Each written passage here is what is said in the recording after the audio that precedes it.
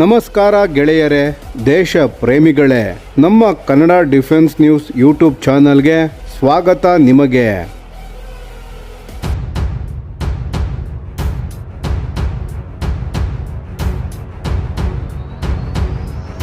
ಭಾರತೀಯ ನೌಕಾಪಡೆಯ ಮುಖ್ಯಸ್ಥರಾದ ಅಡ್ಮಿರಲ್ ದಿನೇಶ್ ಕೆ ತ್ರಿಪಾಠಿ ಅವರು ಮಹತ್ವದ ಎಚ್ಚರಿಕೆ ಮತ್ತು ಆತ್ಮವಿಶ್ವಾಸದ ಸಂದೇಶವನ್ನು ನೀಡಿದ್ದಾರೆ. ಚೀನಾ ಮತ್ತು ಪಾಕಿಸ್ತಾನ ಒಟ್ಟಾಗಿ ಸಮುದ್ರ ವಲಯದಲ್ಲಿ ಸವಾಲನ್ನು ಒಡ್ಡಿದರೂ ಭಾರತೀಯ ನೌಕಾಪಡೆ ಯಾವುದೇ ಎರಡು ಮುಂಭಾಗದ ಟೂ ಫ್ರಂಟ್ ವಾರ್ ಸಮುದ್ರ ಭದ್ರತಾ ಸವಾಲನ್ನು ಎದುರಿಸಲು ಸಂಪೂರ್ಣ ಸಿದ್ಧವಾಗಿದೆ ಎಂದು ಅವರು ಸ್ಪಷ್ಟಪಡಿಸಿದ್ದಾರೆ. ಕಳೆದ ಕೆಲವು ವರ್ಷಗಳಲ್ಲಿ ಹಿಂದೂ ಮಹಾಸಾಗರ ಪ್ರದೇಶದಲ್ಲಿ ಚೀನಾದ ಪೀಪಲ್ಸ್ ಲಿಬರೇಷನ್ ಆರ್ಮಿ ನೇವಿಯ ಚಟುವಟಿಕೆಗಳು ಗಣನೀಯವಾಗಿ ಹೆಚ್ಚುತ್ತಿವೆ. ಇದರ ಜೊತೆಗೆ ಪಾಕಿಸ್ತಾನದೊಂದಿಗೆ ಚೀನಾದ ನೌಕಾ ಸಹಕಾರವು ಮತ್ತಷ್ಟು ಬಲಗೊಂಡಿದೆ. ವಿಶೇಷವಾಗಿ ಚೀನಾ ನಿರ್ಮಿತ ಜಲಾಂತರ್ಗಾಮಿ ನೌಕೆಗಳ ಹಸ್ತಾಂತರ ಮತ್ತು ಪಾಕಿಸ್ತಾನ ನೌಕಾಪಡೆಯ ಆಧುನೀಕರಣ ಕಾರ್ಯಕ್ರಮಗಳು ಭಾರತಕ್ಕೆ ಹೊಸ ಭದ್ರತಾ ಸವಾಲುಗಳನ್ನು ಸೃಷ್ಟಿಸುತ್ತಿವೆ. ಇತ್ತೀಚೆಗೆ ಪಾಕಿಸ್ತಾನದ ನೌಕಾಪಡೆಗೆ ಚೀನಾದಲ್ಲಿ ನಿರ್ಮಿಸಿದ 4 ಡೀಸೆಲ್ ಎಲೆಕ್ಟ್ರಿಕ್ ದಾಳಿ ಜಲಾಂತರ್ಗಾಮಿ ನೌಕೆಗಳ ಪೈಕಿ ಮೊದಲನೆಯದನ್ನು ಅಧಿಕೃತವಾಗಿ ಸೇರ್ಪಡೆಗೊಳಿಸಲಾಗಿದೆ. ಇದರಿಂದ ಪಾಕಿಸ್ತಾನದ ಸಮುದ್ರ ಯುದ್ಧ ಸಾಮರ್ಥ್ಯ ಮತ್ತಷ್ಟು ಬಲಗೊಂಡಿದೆ. ಆದರೆ ಈ ಬೆಳವಣಿಗೆಗಳನ್ನು ಭಾರತೀಯ ನೌಕಾಪಡೆಯು ಅತ್ಯಂತ ಸೂಕ್ಷ್ಮವಾಗಿ ಗಮನಿಸುತ್ತಿದೆ.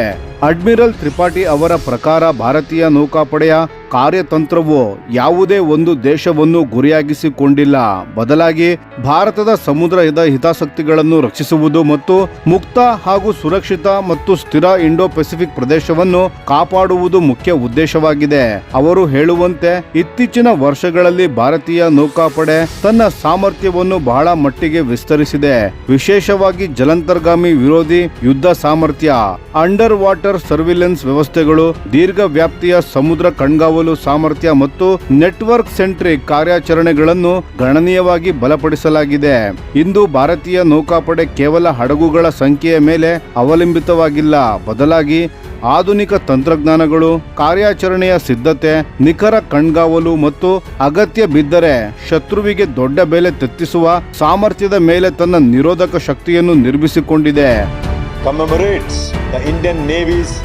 ಅಡ್ಮಿರಲ್ ತ್ರಿಪಾಠಿ ಅವರು ಭಾರತದ ಭವಿಷ್ಯದ ನೌಕಾ ಯೋಜನೆಗಳ ಬಗ್ಗೆಯೂ ಮಾತನಾಡಿದ್ದಾರೆ. ಪ್ರಾಜೆಕ್ಟ್ 75 ಇಂಡಿಯಾ ಯೋಜನೆಯಡಿ 6 ಅತ್ಯಾಧುನಿಕ ಸ್ಟೆಲ್ತ್ ಜಲಾಂತರ್ಗಾಮಿ ನೌಕೆಗಳನ್ನು ನಿರ್ವಹಿಸುವ ಯೋಜನೆ ನಡೆಯುತ್ತಿದೆ. ಇದರ ಜೊತೆಗೆ 200ಕ್ಕೂ ಹೆಚ್ಚು ಯುದ್ಧ ನೌಕೆಗಳನ್ನು ಹೊಂದಿರುವ ಬೃಹತ್ ನೌಕಾಪಡೆಯಾಗಿ ರೂಪುಗೊಳ್ಳುವ ಗುರಿಯತ್ತ ಭಾರತ ಸಾಗುತ್ತಿದೆ. ಇದೇ ವೇಳೆ ಪಶ್ಚಿಮ ಏಷ್ಯಾದಲ್ಲಿನ ಸಂಘರ್ಷಗಳು ಹಾಗೂ ರಷ್ಯಾ ಯುಕ್ರೇನ್ ಯುದ್ಧದಿಂದ ಭಾರತ ಮಹತ್ವದ ಪಾಠಗಳನ್ನು ಕಲಿಯುತ್ತಿದೆ ಎಂದು ಅವರು ಹೇಳಿದ್ದಾರೆ. ಅವರ ಪ್ರಕಾರ ಸಮುದ್ರ ಭದ್ರತೆ ಎಂದರೆ ಕೇವಲ ಸೇನಾ ವಿಷಯವಲ್ಲ, ಅದು ನೇರವಾಗಿ ದೇಶದ ಆರ್ಥಿಕ ಭದ್ರತೆ, ಇಂಧನ ಭದ್ರತೆ ಮತ್ತು ರಾಷ್ಟ್ರೀಯ ಸ್ಥಿರತೆಯೊಂದಿಗೆ ಸಂಬಂಧವನ್ನು ಹೊಂದಿದೆ. ಸಾಗರ ಮಾರ್ಗಗಳಲ್ಲಿ ವ್ಯತ್ಯಯ ಉಂಟಾದರೆ ತೈಲ ಪೂರೈಕೆ, ವ್ಯಾಪಾರ, ವಿಮಾ ವೆಚ್ಚ ಮತ್ತು ಜಾಗತಿಕ ಸರಕು ಸಾಗಣೆ ವ್ಯವಸ್ಥೆಗಳ ಮೇಲೆ ತಕ್ಷಣದ ಪರಿಣಾಮ ಬೀಳುತ್ತದೆ. ಇದರಿಂದಾಗಿ ಭವಿಷ್ಯದ ಯುದ್ಧಗಳಿಗೆ ಸೇನೆಯ 3 ವಿಭಾಗಗಳಾದ ಭೂಸೇನೆ, ವಾಯುಪಡೆ ಮತ್ತು ನೌಕಾಪಡೆಯ ನಡುವೆ ಇನ್ನಷ್ಟು ಸಮನ್ವಯ ಅಗತ್ಯವಾಗಿದೆ ಎಂದು ಅವರು ಒತ್ತಿ ಹೇಳಿದ್ದಾರೆ. ಅಡ್ಮಿರಲ್ ತ್ರಿಪಾಠಿ ಅವರ ಪ್ರಕಾರ ಭವಿಷ್ಯದ ಯುದ್ಧ ಭೂಮಿ ಕೇವಲ ಭೂಮಿ, ಸಮುದ್ರ ಮತ್ತು ಆಕಾಶಕ್ಕೆ ಸೀಮಿತವಾಗಿರುವುದಿಲ್ಲ. ಸೈಬರ್ ಕ್ಷೇತ್ರ, ಬಾಹ್ಯಾಕಾಶ, ಎಲೆಕ್ಟ್ರೋ ಮ್ಯಾಗ್ನೆಟಿಕ್ ವಲಯ ಮತ್ತು ಮಾಹಿತಿ ಯುದ್ಧ ಕೂಡ ಪ್ರಮುಖ ಪಾತ್ರ ವಹಿಸಲಿವೆ. ಈ ಕಾರಣಕ್ಕಾಗಿ ಭಾರತೀಯ ನೌಕಾಪಡೆ ಈಗಾಗಲೇ ಕೃತಕ ಬುದ್ಧಿಮತ್ತೆ, ಎಐ ಅಥವಾ ಆರ್ಟಿಫಿಷಿಯಲ್ ಇಂಟೆಲಿಜೆನ್ಸ್, ಕ್ವಾಂಟಮ್ ತಂತ್ರಜ್ಞಾನ ಮತ್ತು ಸ್ವಾಯತ್ತ ಯುದ್ಧ ವ್ಯವಸ್ಥೆಗಳನ್ನು ತನ್ನ ಕಾರ್ಯಾಚರಣೆಗಳಲ್ಲಿ ಅಳವಡಿಸಿಕೊಳ್ಳುತ್ತಿದೆ.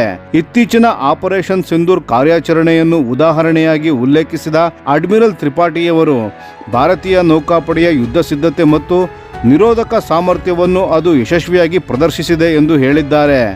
ಆ ಕಾರ್ಯಾಚರಣೆಯ ವೇಳೆ ಉತ್ತರ ಅರಬ್ಬಿ ಸಮುದ್ರದಲ್ಲಿ ನಿಯೋಜಿಸಲಾಗಿದ್ದ ಭಾರತೀಯ ಕ್ಯಾರಿಯರ್ ಬ್ಯಾಟಲ್ ಗ್ರೂಪ್ ಪಾಕಿಸ್ತಾನದೊಂದಿಗೆ ಉದ್ವಿಗ್ನತೆ ಹೆಚ್ಚಿದ ಸಮಯದಲ್ಲಿ ತಂತ್ರಜ್ಞಾನದ ದೃಷ್ಟಿಯಿಂದ ಮಹತ್ವದ ಪರಿಣಾಮ ಬೀರಿತ್ತು. ಕೊನೆಗೆ ಅವರು ಒಂದು ಸ್ಪಷ್ಟ ಸಂದೇಶ ಕೂಡ ನೀಡಿದ್ದಾರೆ. ಭವಿಷ್ಯದ ಯುದ್ಧಗಳಲ್ಲಿ ಯಾವುದೇ ಒಂದು ಸೇನಾ ವಿಭಾಗ ಮಾತ್ರ ಪ್ರತ್ಯೇಕವಾಗಿ ಕಾರ್ಯನಿರ್ವಹಿಸಲು ಸಾಧ್ಯವಿಲ್ಲ. ಭೂಸೇನೆ, ವಾಯುಪಡೆ, ನೌಕಾಪಡೆ ಮತ್ತು ಕರಾವಳಿ ರಕ್ಷಣಾ ಪಡೆಗಳ ಸಂಪೂರ್ಣ ಏಕೀಕರಣವೇ ಭಾರತದ ಭವಿಷ್ಯದ ರಕ್ಷಣಾ ವ್ಯವಸ್ಥೆಯ ಕೇಂದ್ರ ಬಿಂದುವಾಗಲಿದೆ. ಒಟ್ಟಿನಲ್ಲಿ ನೋಡಿದರೆ ಚೀನಾ ಮತ್ತು ಪಾಕಿಸ್ತಾನದ ಹೆಚ್ಚುತ್ತಿರುವ ಸಮುದ್ರ ಸಹಕಾರದ ನಡುವೆಯೂ ಭಾರತೀಯ ನೌಕಾಪಡೆ ತನ್ನ ಸಾಮರ್ಥ್ಯವನ್ನು ನಿರಂತರವಾಗಿ ವೃದ್ಧಿಸಿಕೊಳ್ಳುತ್ತಿದ್ದು, ಹಿಂದೂ ಮಹಾಸಾಗರ ಪ್ರದೇಶದಲ್ಲಿ ಭಾರತದ ಹಿತಾಸಕ್ತಿಗಳನ್ನು ರಕ್ಷಿಸಲು ಸಂಪೂರ್ಣ ಸಜ್ಜಾಗಿದೆ. ಸ್ನೇಹಿತರೆ, ಈ ವಿಷಯದ ಬಗ್ಗೆ ನಿಮ್ಮ ಅಭಿಪ್ರಾಯವೇನು? ಭಾರತೀಯ ನೌಕಾಪಡೆಯು ಈ ಸಿದ್ಧತೆ ಚೀನಾ ಪಾಕಿಸ್ತಾನದ ಸವಾಲಿಗೆ ಸಾಕಾಗುತ್ತದೆಯೇ? ಹಾಗೂ ಭಾರತೀಯ ನೌಕಾಪಡೆಯ ಹೊಸ ಮುಖ್ಯಸ್ಥರಾಗಿ ಅಡ್ಮಿರಲ್ ಕೃಷ್ಣ ಸ್ವಾಮಿನಾಥನ್ ರವರು ಅಧಿಕಾರ ಸ್ವೀಕರಿಸಿದ್ದಾರೆ. ತಮ್ಮ ಅಧಿಕಾರಾವಧಿಯ ಮೊದಲ ಸಂದೇಶದಲ್ಲೇ ಅಡ್ಮಿರಲ್ ಕೃಷ್ಣ ಸ್ವಾಮಿನಾಥನ್ ಅವರು ಭಾರತೀಯ ನೌಕಾಪಡೆಯ ಭವಿಷ್ಯದ ದಿಕ್ಕನ್ನು ಸ್ಪಷ್ಟಪಡಿಸಿದ್ದಾರೆ.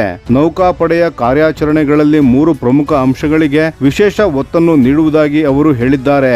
ಅವುಗಳೆಂದರೆ ಸೇನೆಯ 3 ಅಂಗಗಳ ನಡುವಿನ ಸಮನ್ವಯ ಮತ್ತು ಜಂಟಿ ಕಾರ್ಯಾಚರಣೆಗಳು, ಆತ್ಮನಿರ್ಭರ ಭಾರತದ ಅಭಿಯಾನದ ಅಡಿಯಲ್ಲಿ ಸ್ವದೇಶಿ ಸಾಮರ್ಥ್ಯಗಳ ಅಭಿವೃದ್ಧಿ ಹಾಗೂ ರಕ್ಷಣಾ ಕ್ಷೇತ್ರದಲ್ಲಿ ಸಂಪೂರ್ಣ ದೇಶೀಕರಣ.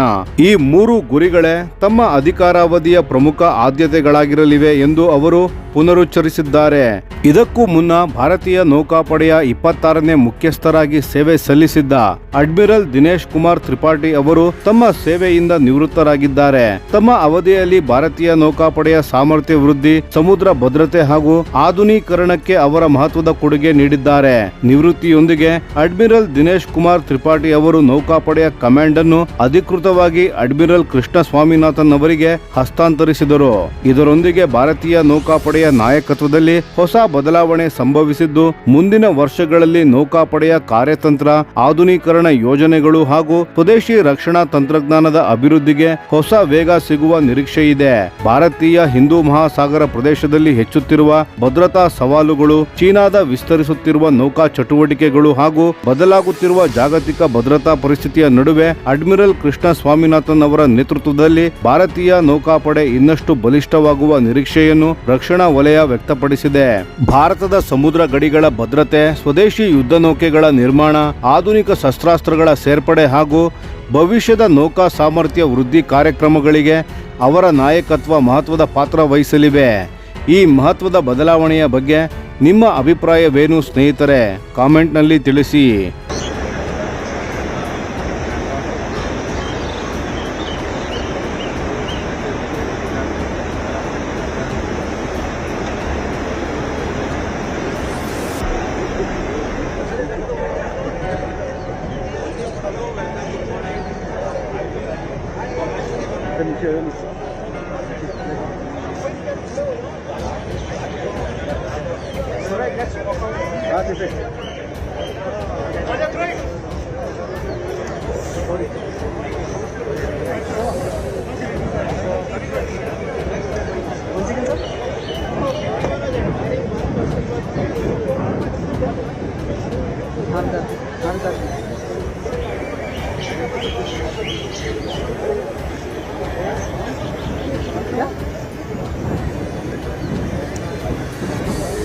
भाई उस टाइम में बस इतना तो वो था।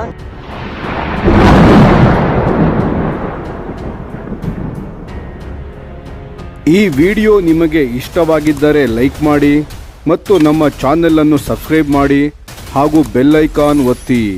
ಯಾವ ಅಪ್ಡೇಟ್ಗೂ ಮಿಸ್ ಆಗಬೇಡಿ. ಡಿಫೆನ್ಸ್ ಸುದ್ದಿಗಳನ್ನು ತ್ವರಿತವಾಗಿ ಪಡೆಯಿರಿ. ನಿಮ್ಮ ಬೆಂಬಲವೇ ನಮ್ಮ ಶಕ್ತಿ. ಭಾರತ ಬಲಿಷ್ಠವಾಗಲಿ ಎಂದು ಆಶಿಸುತ್ತಾ ಭಾರತ ಮಾತೆಗೆ ಜೈ. ಧನ್ಯವಾದಗಳು.